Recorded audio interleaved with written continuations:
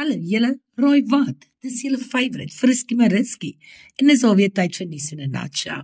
Hoorie, scroll ek deur Facebook en toe sien ek iets super shocking. So apparently het Coca-Cola aangekondig dat hulle 680 poste gaan vries. Met ander woorde, 680 mense gaan hulle werke verloor. En as dit nie genoeg is nie, is dit kort op die hakke van Ford. As julle mooi sal onthou, het hulle vroeër hierdie maand aangekondig dat hulle minstens 400 werkers uit 2 van hulle plants, die een in Quaberga en een in Silverton.